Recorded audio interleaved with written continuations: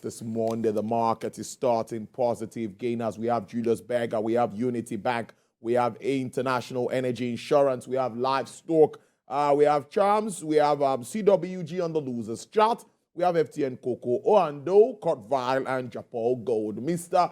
Rotimi Fakayejo is the financial analyst and stockbroker. He joins me now via phone. Mr. Fakayejo, thank you so much for your time. Take it away. What is your reaction to, well, let's look at the close of Friday and as we start up this week. We saw that the market closed down on Friday by 0.25%. But I think today is just bouncing back, and we are likely to see more positive figures for the week. Interestingly, we'll see more results coming this week, and that definitely will imply that the positive trajectory will be more accelerated in the sense that when people see the result, definitely they will see every reason to catch in on what is actually happening. But one thing that is interesting is some of the prices have already built in. The results have already been built into some of the prices, but definitely for some others, we are still going to see a much more positive trend. So, and good enough for the results we've seen so far, I think those ones are really, really heartwarming. And I believe the ones that are coming again are not going to be disappointing at all, especially the banking sector stocks. Are you thinking around investors' confidence at this time? Many think that, well, we should be expecting that in one way or the other at this time. FDIs, FPIs. Yes, I think they're going to gauge the situation, and some may want to wait till after swearing in, but I want to believe that some will take the risk of coming in just before then.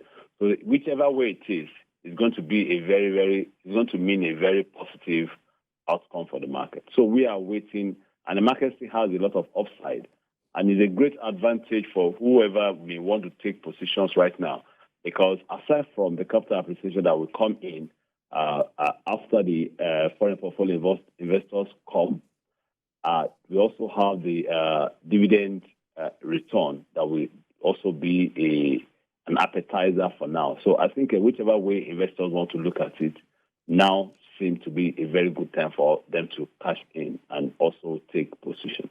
Amos, thank you so much, Mr. Fakayejo. Do enjoy the rest of your day. You're welcome.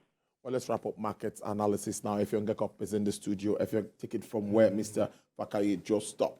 Tolu, I see that investors' interest in the markets cut across several sectors, taking insurance, banking, oil and gas, the agriculture, which is to say that the position of the markets and even investors as it is now, they are preparing, for the future.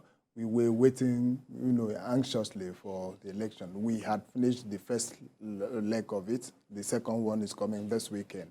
So by the time we are done completely, coupled with the results of the companies that are coming up, I see more people coming into the market to take positions on both equities and bonds of different.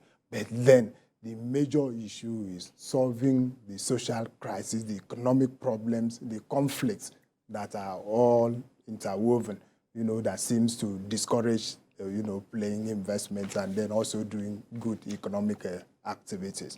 You've talked about, earlier on with the other analysts, you've talked about a decline in businesses. This is something affecting not only big businesses, but even the smaller ones that are not even quoted, which also contribute to huge percentage to, economic growth. So we need to do total overhaul of our economic crisis management in order to stabilize the, entire economy. All right, Amos, thank you so much. It's a good start. And let's see how the week plays out. Yes, I think that despite the fact that we are going to do election this weekend, at least for 3 days, I see positive trends in the market because the stakes are very high now. All right, then, thank you so much. The stakes are high.